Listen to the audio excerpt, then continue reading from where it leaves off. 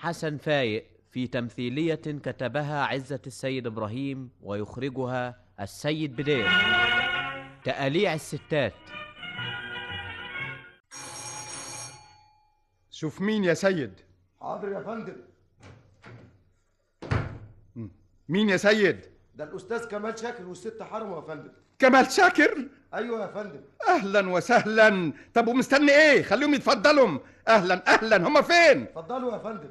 سلام عليكم. أهلا وسهلا. أهلا. أنت فين يا راجل؟ ازيك يا عمر؟ ازاي حالك؟ أهل أوي الحمد لله. إيه المفاجأة اللطيفة دي؟ طول عمرك مسميني أبو المفاجآت. سلامات يا راجل. الله يسلمك. تعرف إنك ما تغيرتش أبدا؟ ولا أنت. بقالنا قد إيه كده ما شفناش بعض؟ يجي 10 سنين أهو. لا يا شيخ، أنا نفسي مش مصدق. وما تصدقش ليه؟ السنين بتفوت كده ورا بعضها ولا حدش حاسس بيها. الحمد لله على السلامة. الله يسلمك يا عمر. ما تقدرش تتصور قد إيه أنت وحشني. مش قد يا كمال. الله الله الله، جرى ايه يا جماعه؟ انا نسيتك يا هدى. طبعا يا سيدي، ما هو المثل بيقول من لقى احباب ونسي اصحاب. انا اسف يا هدى، لكن لو تعرفي قد ايه عمر وحشني كنت عذرتيني. عذراك يا سيدي عذراك. على وزن ريداك والنبي ريداك. عارف مين دي يا عمر؟ والله لسه ما حصليش الشرف. حضرتها الست هدى مراتي. كده تشرفنا يا فندم. وحضرته الاستاذ عمر رمزي، صديق الطفوله وزميل الدراسه. تشرفنا يا أستاذ عمر، ولو إن التقديم ده ملوش لازمة لأني أعرفك من زمان. يا تعرفيني؟ طبعا. هو كمال عنده سيرة غيرك، ليل ونهار مفيش في بقه غير عمر رمزي، لدرجة إني عرفت كل شيء عنك قبل ما أشوفك. صحيح الكلام ده اللي بتقوله الست بتاعتك يا كمال؟ طبعا، مراتي عمرها ما تكذب. وعلى حسب كلامه عليك أعتقد إنك أحسن واحد في الدنيا. متشكر قوي، أخجلتم تواضعنا. يا أخويا ما تطلعش فيها قوي كده، دي بتجاملك بس. اخص على كده. والله يا شيخ أنا كنت فاكرها بتتكلم جد. أمال الست بتاعتك فين؟ سلوى؟ أيوة، زمنها جاية. أنا آسف إنها مش هنا علشان تستقبلكم، إنما بقى أهو الحاضر يسد. ليه؟ هي راحت فين؟ والله نزلت لحد مصر تشتري شوية حاجات وزمنها جاية. انت هتقول لي عارف الستات، عارفهم كويس. لا والله ما انت عارف حاجة. ازاي؟ انا كنت فاكر زيك كده لحد ما اتجوزت واتضح لي اني جاهل في مسألة الستات دي خالص. تشربوا حاجة ساقعة ولا حاجة سخنة يا سيد؟ لا سخنة ولا ساقعة، مفيش داعي. عن إذنكم أما طل من الشباك ده. اتفضلي يا فندم. عندكم جنينة بديعة قوي. كل فيلات المعادي حواليهم جناين بديعة قوي. يا فندم. أعمل لكم قهوة يا هدى هانم؟ لا أبدا، مفيش لزوم. طلعت الشنط بتاعتهم فوق يا سيد؟ أيوة يا فندم. طيب اطلع وري لهم اوضه الضيوف. اطلع انت معاه يا هدى وسيبيني اقعد شويه مع عمر. لازم عايزين تتكلموا عن ذكرياتكم القديمه مش كده؟ لا ابدا، لا ذكريات ولا حاجه. على كل حال من صالحكم انكم ما تتكلموش في الموضوع ده ابدا، وخصوصا بعد ما اتجوزتوا وبقيتوا عواجيز. اطمني قوي من الناحيه دي. طيب عن اذنكم، يلا يا سيد. مبروك يا كمال، مبروك بالفم المليان. مبروك على ايه يا اخوي؟ على الست بتاعتك، يظهر انها طيبه وبنت حلال. بعد ما عندكم. اظن ما فيش داعي اسالك ان كنت مبسوط في حياتك الزوجيه ولا لا. فعلا مش ضروري تسال، انا سعيد جدا والحمد لله. يعني صبرت ونلت. احمد ربنا واشكر فضله. الواحد عايز ايه من الدنيا غير زوجه جميله وطيبه ولطيفه وبنت حلال؟ الحمد لله. وانت كمان الست بتاعتك ما تتخيرش عنها ابدا، مال وجمال واخلاق مفيش بعد كده. قصدك سلوى يعني؟ طبعا. ايوه صحيح. مش صورتها دي؟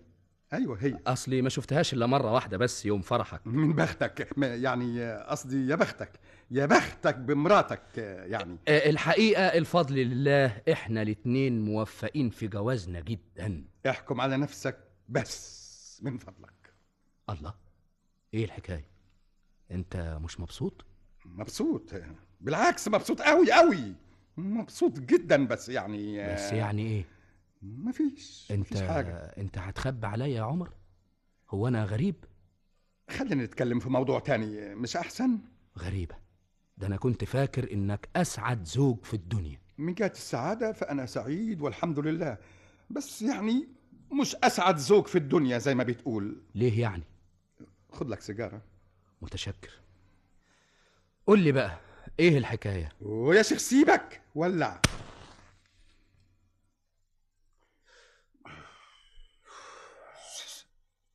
سلوى كويسة ما فيهاش عيب، اللهم إلا عيب واحد بس. وايه هو العيب ده؟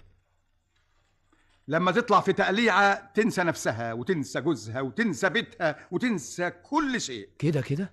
أيوة يا سيدي. ازاي الكلام ده؟ أنا هضرب لك مثل. اتفضل. أنت فاكر الصيف اللي فات لما بعتنا لك قلنا لك إن إحنا جايين عندك في بورسعيد نقعد كام يوم؟ فاكر. وبعدين بعت لي تلغراف قبلها بيوم قلت لي ان عندك شغل كتير ومش مالك تاخد اجازه. كنت بكذب عليك. يعني ما كانش عندك شغل وقتها؟ أبدا، وكنت في الأجازة كمان. الله، امال ما جيتوش ليه؟ أنا هقول لك.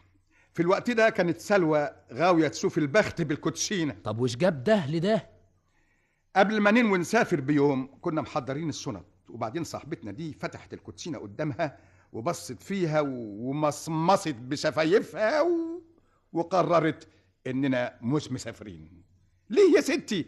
القطر هينقلب بينا. ازاي؟ مكتوب كده في الكوتشينة. لكن ده كلام فارغ، ده جنان. اهو ده اللي حصل. الله، طب ما جيتوش تاني يوم ليه؟ برضه كان في خطر في السكة، وفضل الخطر ده 3 أشهر. يعني كان الصيف فات وانتهى. عليك نور. وبعد كده يا سيدي زهقت من حكاية الكوتشينة قامت سابتها. الحمد لله. لسه استنى شوية عليا. فيه ايه تاني؟ فاكر يوم من الأيام بعت قلت لنا إنك هتيجي عندنا أنت والست بتاعتك تزورنا؟ فاكر. وصلني جواب منك بتقول فيه أجلوا الزيارة دي لأن عندك تيفود وخايف علينا. مظبوط، أديك فاكر أهو. سلوى هي اللي عيتني بالتيفود. قصدك إنها كانت عيانة وانت اتعديت منها؟ لا، هي اللي قالت لي اقلبي التيفود وابعت قول لهم ما يجوش. يعني ما كنتش عيان؟ ابدا، انما حجه بس علشان ما تجوش. انا لا كان عندي لا تيفود ولا تيفوس ولا حاجه من دي. طب وايه السبب؟ مش عايزانا نيجي ليه؟ ما كانش عندنا خدامين في الوقت ده، كانوا كلهم طلعوا. كلهم؟ ليه؟ ما قدروش يعيشوا على الجزر والقوطه والخس والجرجير. قصدك تقول ان مراتك نباتيه من الجماعه اللي بيعيشوا على النبات؟ كانت نباتيه فعلا، بس لمده 12 يوم. يا اخي دي مده بسيطه قوي. اسمع. نعم. ما عمركش اكلت ضفادع بالتقليه؟ ضفادع بالتقليه؟ ايه عمري. احمد ربنا على كده، احنا كلناها 15 يوم ورا بعض. ودي تبقى طعمها ايه دي؟ بكره ولا بعده اخليها تعملها لك. لا لا لا لا لا، اوعى تعملها، اوعى. ومره كمان يا سيدي مسكت لي حكايه الجمباز. جمباز؟ ايوه يا سيدي. تدور لي الراديو على اخره من الفجر وتبتدي تشتغل شهيق زفير شمال يمين شمال يمين شمال، وقعدت على كده 3 أشهر. لا حول الله، لا حول الله. والله انت صعبان عليا يا عمر. بخت كده، اسمتي السودة، اعمل ايه؟ وغير ده بقى كتير كتير يطول شرحه. لكن دي ما تبقاش عيشه دي وانت ساكت على كده. اعمل ايه يا كمال؟ ما فاضلش غير بقى اني اضربها، وده شيء يعني مش هيحصل ابدا لان عمري ما ضربت واحده ست. لا لا لا، مش قصدي. ما هي دي الطريقه الوحيده اللي لسه ما جربتهاش وياها، طريقه الضرب دي. ما كنتش اتصور ابدا انك تعبان للدرجه دي. والمصيبه بعد ده كله اني بحبها. طبعا ده شيء بالعقل، ولا ما كنت سكت لها. انما لازم نشوف لك علاج. تشوف لي انا ولا تشوف لها هي؟ كله كوم، والضفادع اللي بالتقليه دي كوم. كل ما افتكرها روحي بتسوق. دي لذيذه قوي، بكره تدوقها. طيب واليومين دول بقى ما هياش طالعه في تقليعه جديده؟ ايوه، امال تناسخ الارواح. تناسخ الارواح؟ وده يطلع ايه ده كمان؟ دي نظريه بتقول ان ارواحنا دي كانت ارواح ناس قبلينا وماتوا. فمثلا لو بحثت عن روحك تلاقيك كنت حمار قبل كده. حمار؟ ايوه مثلا، يعني مثلا. وايه كمان؟ ولما تموت بعد عمر طويل وروحك تطلع، تقوم تدخل في جسم مولود جديد. فمثلا ان كانت اعمالك كويسه وراجل طيب، تقوم تتولد من جديد في بيئه محترمه وتتهنى بحياتك الجديده. طب وان كنت راجل مش كويس؟ تتولد بقى كلب، فار، خنزير، وحياتك الجديدة تبقى زفت في زفت. اخس، الله يخيبك. مثلا يعني. طب ومش جايز ان روحي دي كانت روح امبراطور من بتوع زمان؟ كل شيء جايز. لكن مين اللي خلاها تعتنق النظرية دي؟ اعتنقتها عن طريق واحدة صاحبتها يا سيدي، وعلى كل حال دي غية ما تضرش مدام بعيدة عن مسألة الأكل. ايوه، والضفادع اللي بالتقليه.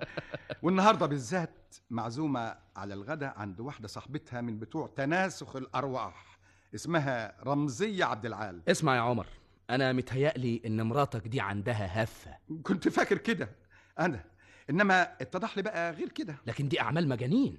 على كل حال ما تجيبش السيرة دي قدامها لما تيجي. لا لا لا، طبعا طبعا. يظهر سلوى جت اهي. ازيك؟ اهلا وسهلا، ازيكم يا جماعه؟ الله يسلمك، اهلا وسهلا اهلا وسهلا. الحمد لله على السلامه يا استاذ كمال. انا قابلت الست بتاعتك في الصاله وتعرفنا ببعض. انا اسفه قوي علشان ما كنتش هنا وقت ما جيتم. بالعكس، احنا اللي اسفين علشان طبينا على غفله من غير ما نبعت لكم. بالعكس ده بيتكم ومطرحكم، مش كده يا عمر ولا ايه؟ طبعا طبعا، لكن انت ايه اللي اخرك؟ ده انا افتكرت ان الموتور بتاع العربيه جرى له حاجه في السكه. لا ابدا. على فكره والنبي يا عمر ما تبقاش تنسى تشتري سجاده جديده للعربيه. إيه؟ سجاده؟ احنا لسه شارين العربيه سجاده الجمعه اللي فاتت. ما انا عارفه، لكن اعمل ايه؟ الكلاب قطعوها. انت عندك كلاب يا سلوى هانم؟ لا اصلي دي تبقى كلاب واحده صاحبتي اسمها رمزيه. يا سلام يا عمر لو شفتهم في غايه الجمال. واحد اسمه لولو، والتاني اسمه لاكي، والتالت اسمه فيدو، والرابع ريكس. لما يلعبوا مع بعض يا سلام يبقوا جنان. فعلا جنان. انت شفتهم يا حبوب؟ لا ما شفتهمش، انما ظاهر من كلامك انهم جنان خالص. ميرسي يا حبوب. وارجوكي تقولي لرمزيه بتاعتك دي ما تحطش كلابها في العربيه مره تانية. الله، انت زعلت يا ريري. على كل حال هي ما حطتهمش في العربيه. الله، امال مين؟ انا اصلي مريت عليها في سكتي وخدتها معايا. وخدتيها لوحدها ولا جرجرتي وراها الاربع كلاب؟ لا جرجرتهم هي وياها، امال يعني هتسيبهم لمين؟ تصور انها اشترت النهارده 15 جعران و14 خاتم فاروز و12 تمثال من بتوع قدماء المصريين. ليه؟ هتعمل بيتها متحف؟ وطبعا عزمت عليها اوصلها بالعربيه. الله، لكن الاستاذ كمال وهدى هانم واقفين ليه؟ مش تقعدوا؟ الله يجازيك يا عمر، خلتني نسيت اقوم بالواجب. اتفضلوا. انا اسفه جدا عشان ما قدرناش نسافر لكم في الصيف اللي فات. عمر كان عنده تيفوس. قصدها تيفود. ده انا كنت حمود. ايوه تيفود، سوري. ده انا هشبعكم فسح. تحبوا تتفسحوا فين بقى؟ استنى عليهم بس لما يستريحوا من السفر. هدى بتحب التمثيل وده مش موجود عندنا في بورسعيد. لا تمثيل ايه؟ انا كنت بفكر في حاجة اهم من كده. من حسن الحظ ان مصر مركز نشاط من كل نوع، وخسارة تفوتهم عليكم فرصة زي دي. فرصة ايه؟ انا شخصيا مهتمة في الوقت الحاضر بموضوع تناسخ الارواح. تناسخ الايه؟ الارواح. اسكتي يا هدى هانم، انا عثرت على القية.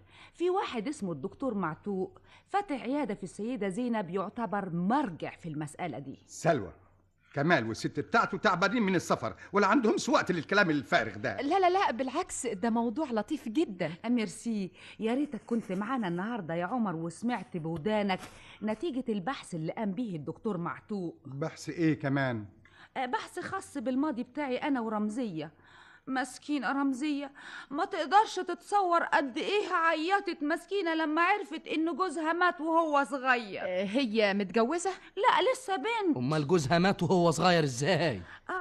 اصل الدكتور معتوق لما بحث في ماضيها اتضح انها كانت زمان نفرتيتي. ما شاء الله. وزي ما بيقولوا في التاريخ كانت متجوزة اخناتون. هي مين؟ رمزية كانت متجوزة اخناتون؟ لا نفرتيتي. مسكينة اخناتون سابها وهي صغيرة، ملحقتش تتهنى بيه يا حسرة. وعلشان كده اشترت الجعارين والخواتم والتماثيل والى اخره يعني. طبعا اصل الدكتور معتوق بيقول ان الواحد لازم يحيط نفسه بالجو اللي كان عايش فيه زمان. شفت بقى يا سي كمال؟ شفت يا سي عمر. ولذلك رمزية اشترت الجعارين والتماثيل علشان تعمل لنفسها أوضة في البيت وتفرشها على النظام الفرعوني. ما اشترتش لنفسها تابوت ليه؟ بعدين مش دلوقتي. وبلاش تريقة من فضلك، أحسن نكتك بقت بايخة اليومين دول ولا لهاش طعم. زي الضفادع تمام اللي بالتقلية. مالها؟ عمرك انت كلت زيها؟ اديك كنت هتاكل صوابعك وراها. معلوم من حلاوتها. ناس كتير بتعتنق نظرية تناسخ الأرواح دي. أنا شخصيا سمعت عن واحد كان فاكر نفسه نابليون، إنما الحكمة اللي شافوه ما قالوش إن عنده تناسخ أرواح، قالوا عليه مجنون. وهنروح بعيد ليه؟ أنا بنت عمة أبويا ماتت في مستشفى المجاذيب وهي بتعتقد إنها كليوباترا. كليوباترا؟ أما مصادفة غريبة. طبعا دي كانت مجنونة، فمش معقول أبدا إنها يعني. فاهمة، إنما أنا بقول دي مصادفة ليه؟ أصل الدكتور معتوق قال لي النهاردة بس إني كنت زمان أنا كليوباترا. كنت ايه؟ كليوباترا. الله، فيها حاجة دي؟ لا ابدا ما فيهاش حاجة. ولما تبقي انت كليوباترا ابقى انا ايه؟ انطونيو. كل شيء جايز. على كل حال تقدر تخطف رجلك للدكتور معتوق وهو يبحث لك عن أصلك ويدلك عليه، ولا إيه يا هدى؟ أنا في الحقيقة مش فاهمة. لا أنت ولا جوزك ولا جوزي تفهموا في الحاجات دي عاوزة دراسة طويلة وبحث. يا سلوى اعلي بقى. كليوباترا العظيمة، كليوباترا اللي دوخت العالم ودوختني معاها. بتقول حاجة يا عمر؟ ايوه بقول لك يا عقلي وبلاش تخريف. واحد زي كمال والست بتاعته يقولوا علينا ايه؟ أما مالكش حق يا عمر، هو احنا أغراب؟ ما هو حاجه تفلق لما الواحده تيجي لجوزها وتقول له انا كليوباترا، عاوز يقعد ساكت يشجعها على الكلام الفارغ اللي بتقوله ده. أنا ما قلتش كده. امال قلت ايه؟ قلت إني كنت كليوباترا، يعني زمان مش دلوقتي. طب والنبي اسكتي بقى، اسكتي، احسن لو حد سمعك بتقولي كده يفتكر انك هربانه من مستشفى المجاذيب. ما يهمنيش. الو. عاوز مين يا فندم؟ الهانم موجودة؟ ايوه اتفضلي يا ست هانم، كلمي شوفي مين عاوزك. علشاني أنا؟ ألو؟ سلوى هانم؟ أيوة أنا محجوب السمسار يا فندم. لقيت اللي قلت لك عليه يا عم محجوب. أيوة لقيت بيت كويس قوي. بيت مريح مش كده؟ خالص يا فندم. كم أوضة؟ 5. 5؟ مش بطال. وصاحبه موجود في مصر كمان. بتقول صاحبه موجود في مصر؟ أيوة. طب ده من بختنا. اديني عنوانه بقى يا عم محجوب. 17 شارع البحر بجاردن سيتي يا فندم. 17 شارع البحر بجاردن سيتي. طيب المهم ان البيت يكون جنب الحمام على طول. ها؟ جنبه خط لزق يا فندم. يبقى عز الطلب. خلاص اتفقنا. كتر خيرك يا عم محجوب. سعيدة مبارك. سعيدة مبارك يا فندم. الحمد لله. يا ما انت كريم يا رب. ايه الحكايه؟ اصل بعد ما خرجت من عند الدكتور معتوق مريت على واحد سمسار علشان يشوف لنا بيت. ليه؟ وده اللي احنا قاعدين فيه ماله؟ لا، البيت اللي احنا عاوزينه مش هنا، في مرسى مطروح. يا خبر زي بعضه. اسمعنا يعني مرسى مطروح عشان يبقى جنب الحمام. حمام ايه؟ حمام التلات؟ لا، حمام كليوباترا. يا دي المصيبة اللي حطت على دماغي.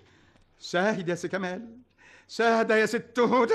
أنا مش قلت لك إن الدكتور معتوق قال لي إن لازم الواحد يحيط نفسه بالجو اللي كان عايش فيه زمان؟ وهي المأسوف على سببها كليوباترا كانت عايشة في مرسى مطروح؟ طبعا، وكانت عاملة لنفسها حمام على البحر كمان، ولذلك كانت بس فهمت. اهو ده اللي بيقولوا عليه جنان رسمي. احنا ما علينا الا اننا نروح نقابل صاحب الملك ونكتب معاه الكونترات ونقعد في البيت شهر ولا شهرين، فاذا عجبنا اشتريناه وقعدنا على طول. طبعا. يا وليه انت عاوزه ايه؟ عاوزه تجننيني؟ الله، تعيشيني لوحدي؟ وانت هتعيش هناك لوحدك يا اخي؟ ما انت معاك كليوباترا. صحيح، كنت ناسي. مش تحمد ربنا؟ على الاقل مرسى مطروح قريبه من هنا. قريبة ازاي؟ ده بيننا وبينها 9 ساعات في القطر. هي اللي اقرب ولا تل العمرنة؟ تل العمرنة؟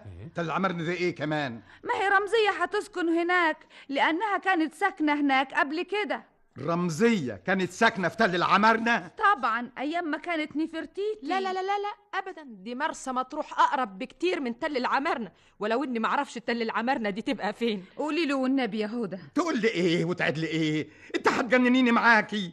انت فاكراني ايه؟ سرابة خرج؟ هدى قومي بينا نطلع لأوضتنا. على رأيك أحسن الليلة دي باين مش هتفوت على خير. خليهم يتخانقوا على راحتهم. عن إذنكم يا أيوة جماعة. عن إذنكم. اخصى عليك يا ريري، يعني طلبت منك حاجة كبيرة قوي. لا، حاجة بسيطة، طلبت نعزل على مرسى مطروح بس. دي مرسى مطروح عظيمة في الصيف، واصحابنا ومعارفنا هيبقوا يجوا يصيفوا عندنا زي كمال وهدى ورمزية وعلية وفتحية بس وسنية. بس ما تقاطعنيش من فضلك، انت ناسي انك بتكلم كليوباترا؟ ايه الناس ازاي؟ كليوباترا طبعا كليوباترا، حرم انطونيو، ما تعرفهاش؟ ارجوك يا سلوى، سيبيني دلوقتي، احسن العفاريت قدامي دلوقتي بتتنطط قدامي. هسيبك يا اخويا تفكر على مهلك على بال ما اشوف الطباخة عملت ايه. يا رب ارحمني بقى من الستات وتقاليع الستات. هي كليوباترا راحت فين؟ راحت تشوف الطباخة. عرفت بقى يا كمال، شفت الجحيم اللي انا عايش فيه. الله يكون في عونك، وبقولها لك من جوه قلبي. تفتكر اني كنت ببالغ لما وصفت لك مراتي؟ بالعكس، انت وصفتها بأقل من الواقع بكثير. الا حكاية مرسى مطروح حكاية دي. مرسى مطروح دي بسيطة جنب الضفادع اللي بالتقلية. اسمع يا عمر، أنا عايز أساعدك. لا انت ولا اجعص منك تقدر تساعدني طول ما هي متشعلقة في نظرية تناسخ الارواح. اسمع يا عمر بس، أنا عندي فكرة. ايه هي؟ هقول لك.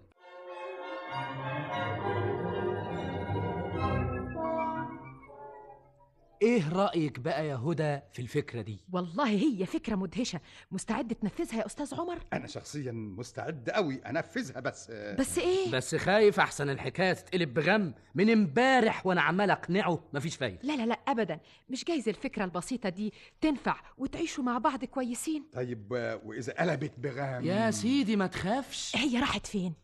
نزلت مصر وزمانها جاية يا ستي. هي دي بتقعد في البيت ابدا؟ خلاص، أما تيجي اعمل اللي قلنا لك عليه. يظهر إنها جت. خلاص يا عمر زي ما اتفقنا. سلام عليكم يا جماعة. وعليكم السلام. أهلاً وسهلاً. وسهلا. أنا أسفة اللي سبتكم الصبح ونزلت مصر، كان عندي مشوار مهم جدا. أوه، العفو، خدي راحتك. احنا قعدنا نتشمس في الجنينة. ليه وعمر كان فين؟ انا انا نزلت مصر انا كمان وراكي على طول. أمال ما قلتليش ليه قبل ما أخرج؟ ما هو اصلي اصله ما كانش ناوي ينزل، جات له فكره مروح مصر على غفله. مش كده يا عمر؟ ايوه هو كده تمام. أهي دي قلة ذوق منك يا عمر، نسيب الضيوف لوحدهم ونخرج إحنا الاتنين كده. الله، ايه اللي في اللفه دي؟ دي كتب كنت شاريها وأنا جاية. كتب ايه؟ بتبحث في تناسخ الأرواح، وحياتك يا عمر تناولني المقص أقطع الدبارة دي. مقص ايه؟ هو فين؟ في أوضة النوم. طب ما انت جنب اوضه النوم اهو. أروح أنا معلش أجيبه، عن إذنكم لحظة. كويس قوي يا عمر. مدهش. ودلوقتي قبل ست كليوباترا ما ترجع هنسيبكم لوحدكم. أيوة، علشان تبقوا على راحتكم. هنستناك في الجنينه. يلا يا هدى. شد حيلك يا أستاذ عمر، شد. شد على الله، ادعوا لي. أنا جبت المقص أهو. الله، أمال فين الجماعة؟ نزلوا الجنينه. يا سلوى. عاوز حاجة يا عمر؟ ايوه عاوز اقول لك حاجه. طب استنى لما أقص الدبارة وأطلع الكتب. لا، سيب الكتب دلوقتي وانتبهي لي انا. حاضر. عاوز تقول إيه؟ انا زرت الدكتور معتوق النهارده. النهاردة؟ ايوه النهارده الصبح، وبمجرد ما قعد معايا 5 دقايق اقنعني بالنظريه، نظريه تناسخ الارواح. مدهش. وبعدين طلبت منه يبحث في الماضي بتاعي ويعرف مين انا كنت مين زمان، زي ما فعل معاكي انت ورمزيه. عظيم. وقال لك إيه؟ قال لي مش هتصدقي. تعرفي قال لي ايه؟ قال لي ان كنت زمان كازانوفا. كازانوفا؟ مدهش ازاي؟ مش كازانوفا ده كان راجل له مغامرات غراميه مع الستات كتير قوي. بتقول ايه؟ مغامرات غراميه؟ ايوه كان حبيب. يعني ايه؟ ما تعرفيش يعني ايه حبيب؟ يعني راجل غاوي مغازله الستات. الله يرحمه كان يغازل كل ستات، صغيره كبيره وحشه حلوه كلهم يغازلهم. يعني باختصار ما كانش له صنعه غير كده. ايه الكلام الفارغ اللي بتقوله ده؟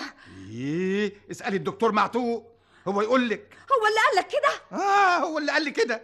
طبعا، امال يعني عرفت منين؟ وقال لي كمان اني لازم احيط نفسي بالجو القديم. الجو القديم؟ طبعا عاوزني اعيش في جو كله ستات وحظ وانبساط وفرفشه. لا، الكلام ده ما ينفعش يا سيدي. مسألة ما فيش منها مفر ابدا يا سلوى. الله، طبعا انا عارف انك هتتضايقي شويه، انما بكره تتعودي. اتعود على ايه؟ على ايه؟ على العيشه الجديده دي. اللي هو اخوكي اللي في الجامعه بيحلق فين؟ بتسأل ليه؟ علشان بدي احلق عند المزين بتاعه. المزين بتاعي دلوقتي ما بقاش يناسبني، ها؟ وعاوز كمان افصل لي كام بدله فرايحي على اخر موضه، واشتري لي كمان كرافته حمراء علشان اجذب الانظار. تجذب انظار مين؟ الستات طبعا. وتفتكر ان انا هسكت على العيشه المهببه دي؟ المساله مش مساله عواطف يا سلوى. الله، الدكتور معتوق قال كده، اكد لي ان كنت كازانوفا. تبقى النتيجه المباشره للقرار ده ان لازم يكون لي مغامرات غراميه.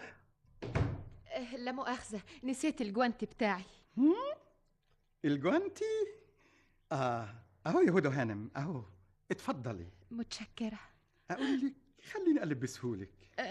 لا لا لا لا، مش ضروري. هاتي ايدك الحلوه دي، هاتي. عمر! اوه يا سلام يا سلوى، سيبيني اشوف شغلي. يا سلام يا هدى هانم، عمري ما شفت انامل رقيقه زي دي. ده بس من ظرفك يا ريري. هاتي ايدك التانية يا هدى هانم. اوه، لازم يعني. لازم. يا بختك يا كمال. عمر، بطل المهزله دي من فضلك. اوه، مراتك بتغير عليك يا ريري. ريري، روحي يا اختي دلعي جوزك من فضلك. روح. مش كده يا سلوى، مش كده. الله، دي مهما كانت ضيفه ولازم نكرمها. انا اعتذر لك بالنيابه عنها. تسمحي لي ابوس ايدك؟ الله، هي حصلت لي كده كمان؟ اما اروح اشوف سي كمال ده فين. يا سي كمال، يا سي كمال. يظهر الحكايه هتنفع. ضروري تنفع مدام دخلتها الغيرة. ايه الحكايه يا هدى؟ الله، حكاية ايه يا كمال؟ حكايه البوسه اللي لطعها عمر على ايدك. اوه، دي مجاملات يا سلوى هانم، ما تزعلش. انت عارف يا كمال اني احمل لك وللست بتاعتك كل حب واعجاب. احمل له هو بس، مالكش دعوه بالست بتاعته من فضلك. على كل حال انا واثق في مراتي. واثق فيها؟ خدها وسافروا من هنا من غير ما ترد. ايه الكلام الفارغ ده اللي بتقوليه يا سلوى؟ الله، انت ناسي انهم ضيوفنا؟ لا يا سيدي مش ناسيه، انما ما يصحش كمان تغازل الضيوف. مش بكيفي يا سلوى، دي حاجه غصب عني، حاجه في دمي مش قادر اقاومها. جد الله يرحمه كان كده. جدك مين؟ كازانوفا. الله، الدكتور معتوق بيقول كده.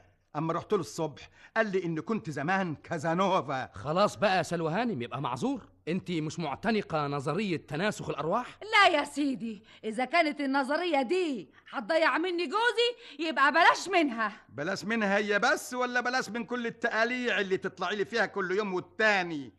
اياك ناسيه حكايه الكوتشينه، ولا حكايه الجزر والقوطه والخس والجرجير، ولا حكايه الضفادع اللي بالتقليه، ولا كليوباترا اللي عايزه تعزلنا على مرسى مطروح. وهي مرسى مطروح مالها؟ ملهاش، اسكن انت هناك، انما انا سيبيني هنا. تعمل ايه هنا يا اخويا؟ انت مش عايزه تحيطي نفسك هناك بجو زمان؟ انا كمان احيط نفسي هنا بجو زمان. يا اخي ده بعدك، ده انا كنت اقرم زورك. خلاص خليكي هنا معايا، وسيبك من التقاليع دي اللي هتخرب بيتنا. على شرط ما تفكرش بعد كده في جدك كازانوفا.